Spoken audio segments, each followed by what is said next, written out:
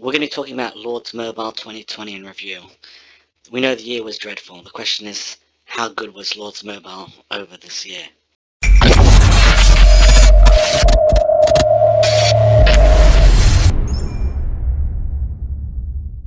We're going to deal with the good, the bad, and the super ugly. There's some incredible updates this year, and there were some dreadful and worse than dreadful. We're going to go I'm not going to mention every single update, it's kind of a waste of time.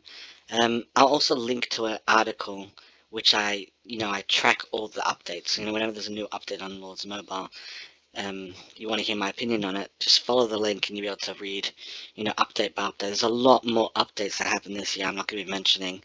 I'm just talking about the headlines. There were some really cool updates and some big ones. Whether they were cool or not cool, that's still up for discussion. Overall, I'm going to give you my opinion at the very end, but overall, 2020 was a good year for Lords Mobile. The updates were solid.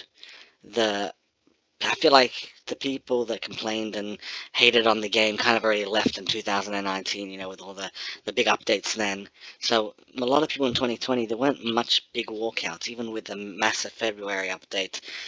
Most of the people, I think, at least what I could tell, especially from the viewership that I've gotten, they seem like they overall liked the game. I mean, you can't be a real Lords Mobile player without, trashing the game over and over and over continuously, but it didn't seem like there was many walkouts. Which is kind of good, I guess. Well, not good, I don't really care. There were new heroes and there were new monsters, and we'll talk about those in a moment. There was also a Lords Mobile trailer, which, I mean, I'll just tell you from the get-go, complete garbage. I know the animation was nice and the graphics are great, but I don't know what the people in RGG are smoking before they start writing the script for the trailers. It's so weird and random and pointless. I wish I was invited to that party where they decided, hey, let's make a trailer and make it about nothing and just confuse our audience because no one's really sure what's going on. Super weird. And they keep their social media, same thing going on over there. No one's quite sure why the social media presentation of the game has nothing to do with the game. The game's cool. I mean, we're all playing it, so they're doing something right. So why do they make the social media and the marketing for the game so different and weird compared to the actual game? If you have any ideas, feel free to drop them in the comment because I'm super confused. And it's also the personalities of Lords Mobile. There are a few people that kind of like made themselves famous with Lords Mobile, and they're doing a great job. And there's only one blogger who's kind of awesome. That's me. Everyone else kind of a waste of time. There's no real other good blogs. I'm obviously, promoting myself, but actually there aren't any other good blogs. It's pretty much just me. There are a bunch of other people that are trying, but no one's really readable, for crying out loud, or even enjoyably readable. Okay, let's start off first. Before we start talking about the 15 big updates of the year, let's talk about the heroes. There were two new heroes that are worth talking about. The Chronicler and the Magmaroid. They're both, honestly, there was a lot of hype when they both showed up. Really nothing to talk about. They're not that great. Again, I have articles, check out my website, I talk about them, I have videos where I talk about both of them at great length. They're just nothing special. The monsters, the Cottageroar and the Hootclaw, they are quite good monsters. Again, it's very upsetting that these monsters are, completely like reinventing their. Let's see if any of them are actually just on the board right now, but they kind of just completely reinvented the wheel. There you go, the Cottageroar's right there. They have serious gear, and it's people spent so long doing it. It's kind of the super ugly moment of this year, creating a monster with such good gear and just completely devaluating all the awesome gear. This gear is a piece of garbage now because doesn't compare to the boomerang. It's kind of upsetting, but I mean, anyone that's been paying attention to anything should already know that IGG's, they don't really care all that much. And also making a monster that looks like a castle, I mean, that's a straight up stupid. But hey, I guess I'm not making decisions for IGG, so it is what it is. In regards to the actual personalities of Lords Mobile, let's talk about the YouTube personalities. I think the winner this year of most famous personality would definitely be Aviatrix. Hope you pronounce his name. He's solid. He's really good. He's doing a great job. And and he's very popular, and rightfully so. He's a great player. He knows what he's doing. He's not sprouting garbage, so it's worth paying attention to what he, to his advice. Um, Not so much for beginner players. That's the one thing. I guess that's where my channel's a lot better. Again, just promoting myself shamelessly. I couldn't care less. But I think he would admit the same thing. He's not. He has a few videos here and there, but for the most part, he's just kind of showing you what it's like to be an advanced player, which is kind of thrilling for anyone that doesn't have the money to go flushing down Lords Mobile. He's the king of Lords Mobile YouTube. There's Sneaky, Tushy, and Worthy Prince, who definitely are in second place. I'd put them tying, even though they probably wouldn't agree that each other are in second place. They had a bit of a drama this year. Um, they're both great, and Brando, free to play, he's also awesome, and Llama King, he's pretty good. And then, of course, there's me. I just hit 1,000. I kind of just started recently a YouTube channel, and so far so good. People are enjoying it, so I'm going to keep making the videos. Expect to see a lot more, and I guess, give me a year or so, and I'll be, you know, I don't know, a million subscribers probably, give or take. In regards to blogs, like I mentioned before, my blog is actually doing really well. It's blowing up. Um, we had over 2.5 million people visiting the website over the past year so far. There's still another 10 days, and it's increasing year by year, which is good because it's showing that people actually searching for written material. And there are a lot of other blogs out there, but for the most part, they're all just garbage. There's no one that's actually, I'm always checking to see.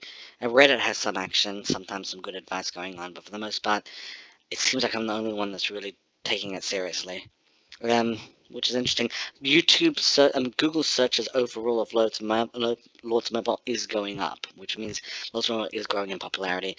It's throughout the year, it's been pretty much the top 50 to 60 grossing apps for making the most amount of money in iOS throughout the USA, which that's a lot of money. Lords Mobile are doing really well for themselves, which is good because they make more money. Hopefully, they invest it back into the app and they make our game experience better. So that's just that overall picture of Lords Mobile, what's going on, behind the scenes. And let's talk about the game itself. What were the biggest updates of the year? I think it's safe to say the biggest update of the year was the Sanctuary. I got my ult zeroed a while ago. Well, not completely zeroed, but, I lost enough soldiers to show you now. The Sanctuary, most people are like, praising IGG and like, oh, how wonderful it is that they made uh, an opportunity for people to earn back their troops. Yeah, I don't buy that for 1 second. IGG did it purely to capture people that would quit, rage quit after getting zeroed. Truth is, kudos. It was clever. People could get 1.25 million troops. 1.25 million troops. That's not including the actual Infirmary, which over here is 571. You could have even more, technically speaking. Um, if they're not completely red dead, which means you could earn them back in the Sanctuary. If you don't understand how the Sanctuary works, definitely check out my video I made on it. But the point is, you could do different tasks, and over the span of about a month or so, you could pretty much earn back a good chunk of your troops. That's a big deal, and that will keep people in the game. So it changed the game, and the big players don't care because they're getting their kills, and it also means that the small players are still going to be back in the game, and it can be zeroed all over again. So it's kind of good news for IGG, and it's kind of good news for the players in the game. I would say it's the biggest update of the game. I know most people are going to say that number 2 is the biggest update, but I disagree. Okay, let's move to number 2. The February update brought us wrong button. Brought us the Lunar Foundry T5. That's a big deal. T5 T5 soldiers. I went on the wrong thing, and we're going to talk about that in a moment. But T5 soldiers are a really, really big deal, and they are really hard to get. My alt account, of course, hasn't unlocked it. It's not even close, actually. People were furious. Everyone was, half the players threw a tantrum. But the truth is, people kind of realized what they already knew all along. There's going to be a nice section of people that get T5, the serious players who could have zeroed anyone, whoever they wanted anyway, and the rest of the people are going to very slowly make their way and get the T5 eventually a year and 1 or 2 years from now. So, the people threw a tantrum and then people got into a complete hissy fit, but it didn't really change much people's lives. Of course, it's easier for the Titans to zero anyone, but mostly Titans are hitting other Titans and they're going for forts, and people kind of calm down once they realize that whoever's getting it's getting and whoever's not, it's not. Um, so it's a big, but it's a big deal. It adds a whole nother building. There's more gear to get. There's more gear to get. Um, Oh, I just mentioned that. Okay, I'm drunk. But the point is, there's plenty of opportunities. There's a lot more, of course, research. That's what I was trying to say. Research to unlock. Um, it's a big deal. It's a massive update. It's definitely number 2 update of the year, and it didn't change the game as much as everyone predicted. That's. I think it's safe to say, almost a year later, February, 10 months later, 10 months later, it really didn't change the game as much as people expected. What did is the auto update. That became a really big deal. It was just a random update. No one kind of really expected much for it. But the auto use, instead of people having to open the bags, like I guess people that joined the game now or joined the game recently didn't realize what a pain it was to, manually speed up training. Now all you have to do is auto use, and there you go, you have it all ready. And the same thing with the cargo ship. I think I did it, yeah. But the point is, it helps. It really it's one of those silly things that just make your life so much easier. And, I think, even though it's not such a big deal, I would definitely put it in the third biggest update of the year because it was just a pain, and everyone's so glad to see it gone, so that's good. The next one, the next big update of the year, number 4 of the year, would be Darkness number 6, level 6 Darknesses. Okay, well, I mean, limit reached, but the point is, you've all tried to scout it, and you've all tried to beat it. They're a lot more powerful. They have familiars inside. In fact, number 5s, or some of the number 5s as well, have familiars inside, and they give much better prizes. It's a great update. It's it's a good update. Some of these updates are annoying. Some of the updates, people threw tantrums about. But the truth of the matter is, level 6 didn't remove anything that already existed. It just made more opportunity for stronger players, and made a larger challenge in the app. And everyone wants that. So I thought, the fact that they added familiars to number 5, I guess there are some people that are upset, and level 5s became a lot more complex. They started playing around with the formations a lot, and people had to, there was a bit of a learning curve, but people learned how to send the troops correctly. But the truth of the matter is that just makes stronger players. Um, Overall, the fact that the darkness are better, there's level 6 and the 5s are harder, I think it was a good move. Again, if you want to learn more about how to actually beat the darkness, check out my article. I'll put a link below. The next update, which is one that I guess it wasn't talked about enough, and a lot of misconceptions dealing with all of this. I accidentally went there before, and that is the counter boosts. The counter boosts, including the heroes that involve themselves in counter boosts, is kind of a big deal. If you get your counter correct, which means you sending cavalry to hit infantry, you max this and you're getting a 30% larger boost. Now, of course, most people were really confused and they thought, this also protects you.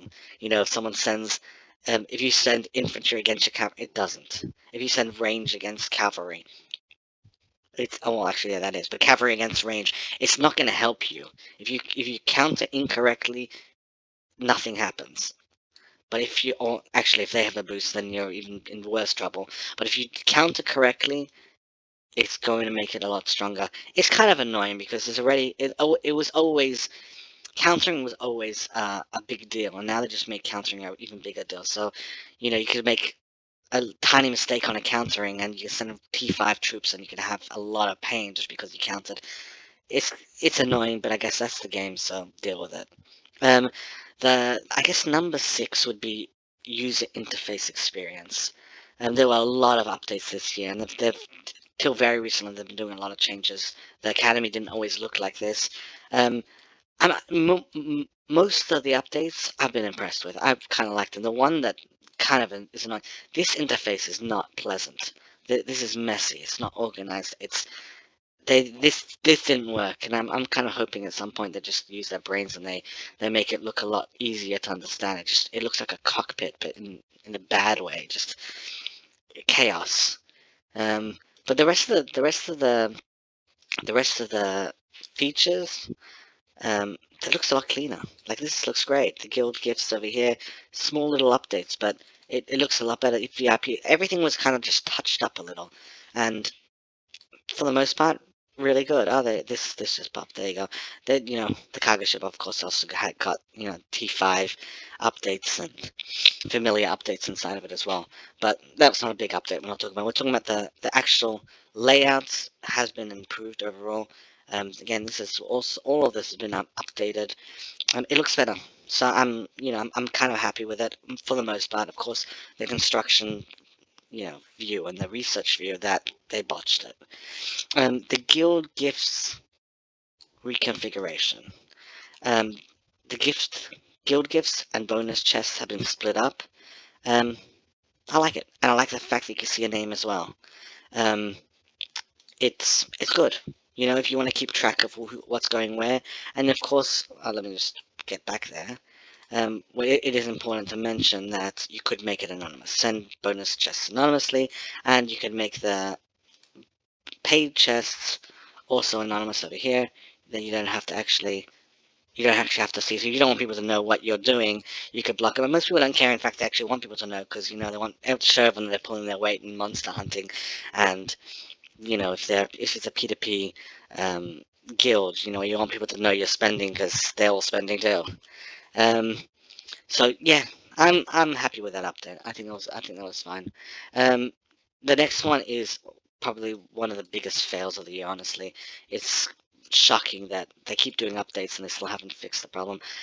There are still a lot of scammers in the game. There is a lot of fraud going on, and they keep saying, "Oh, they're cracking down, cracking down." I don't buy it because I see it left, right, and center.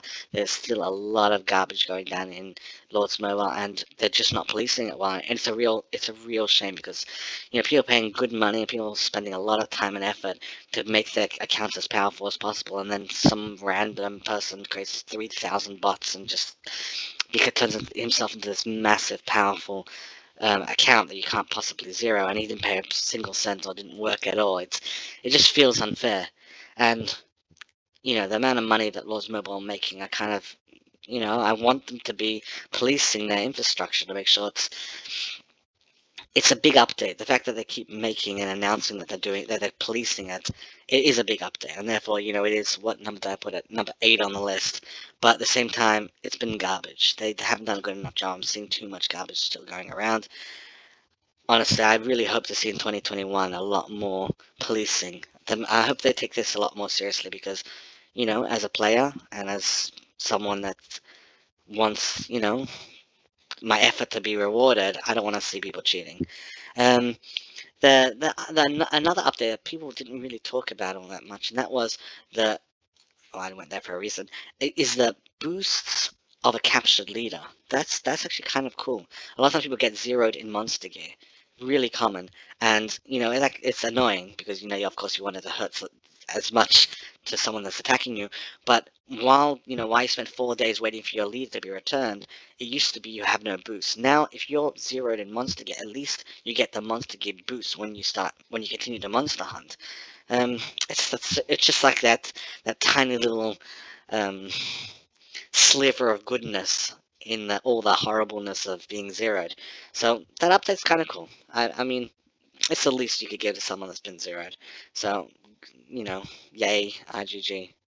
Um, another little helpful thing they did that's kind of cool, and that is giving us a construction set helper and a research set helper. Of course, I had a research quick swap and I had a construction quick swap. Well, actually, I didn't because I got rid of it. But at one point I did, and then giving us this for free, just like letting us have it. That's kind of cool. That was just a nice move. It was like you know, will make your lives a little easier type of thing, and giving us an extra quick spot update. Again, it's not really as big. It's not really supposed to be 10 on the list, but it was just cool. It was just a nice gesture from IGG. So I guess I'm putting it a little higher than it probably deserves. And the next one, of course, similar type of update, and that is a hunting party not being part of the limit. It was just a cool update, There was something annoying. You send out troops to gather, and then you can't even do any monster hunting. Now you can. Guild pins. Um, okay, I guess I guess we're not using it in this guild. But, being able to mark different locations on the map, saying this is a bank, and this is the hive area, and this is, a location that we're fighting for.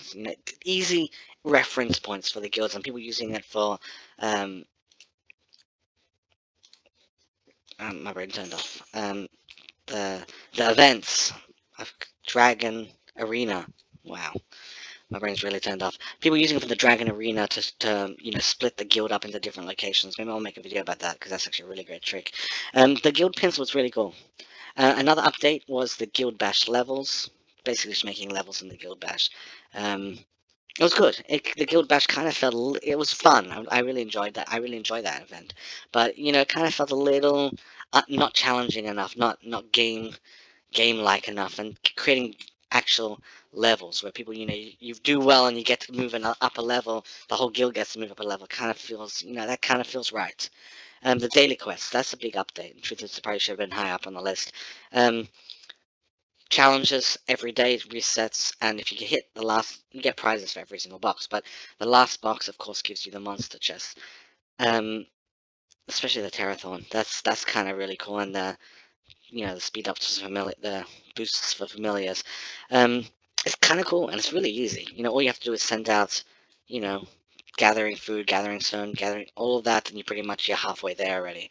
This update was really cool, and I feel like a lot of times people get bored. Sometimes you're in the middle of something, you're not big enough, and you're not in the mood of fighting, and you just want a bunch of tasks to do. The daily quests it was good. I'm kind of happy with that. And there were a few price decreases this year for P2P. This one, for example, is a great one. This is a highly recommended by me. That is, if you're going to spend just a little bit of money, you want to spend $10 a month. This is what I would recommend spending on. This price used to be $10, but you got a lot less. You got 250% more. That's kind of cool. So yeah, I mean, um, there are a few other examples of stuff that became a lot cheaper this year, like monster hunting gear, etc. That is kind of um, it's a big deal. If you're pay to play, of course, it's a big deal. Even if you're slight pay to play, you spend a few dollars here, a few dollars there, having to spend a lot less, or at least spend the same but get a lot more value, is kind of a big deal. I probably missed a lot of updates for the year. A lot more happened this year, but overall, here's my opinion of Lords Mobile overall. I bash on Lords Mobile a lot, but the truth of the matter is, they did pretty well this year. The updates were solid. They were well thought through. There are a lot of things that they could have done a lot better, and a lot of things that could have been thought through. Again, when it comes to the actual story of RGG, that's the one place where they're just putting no effort. I mean, whoever is planning this out, if they put more effort into the story and created a real world, it doesn't feel like a real world. It feels like half-baked characters and half-baked monsters, and they actually put effort into it. And even the trailer, they put so much money into the graphics of it all, but it didn't feel like you were watching anything of you weren't watching it. It's hard to immerse yourself. That's the one thing that IGG just refused to get right, and it's shocking to me that with all the resources they clearly have behind them, that they don't actually hire writers and hire a team to make this world feel like a real world. It's a real criticism. But gameplay wise, they're knocking it out of the park. This has been a fantastic year for IGG. So while the rest of the world is going, crazy with coronavirus and everything seems dreadful, IGG seem to be getting their act together, and it looks like they're doing well. Seems like it's a good year, and hopefully 2021 will be a lot better of a year, and they'll sort out the garbage that's going on in the app, and they'll get rid of all the scammers and all the fraud that seems to be rampant in this game. And yeah, that's it. I think there's not much more to say. Feel free to check my website, marksangryreview.com. I also have Twitter. I do giveaways. Actually, I'm probably doing a giveaway very soon. So even if you don't have Twitter, just follow my Twitter account, and you might be able to win anyway. Or just pay attention to my Twitter account. What else do I have to say? I think I'm out. Follow me, don't follow me, subscribe, don't subscribe.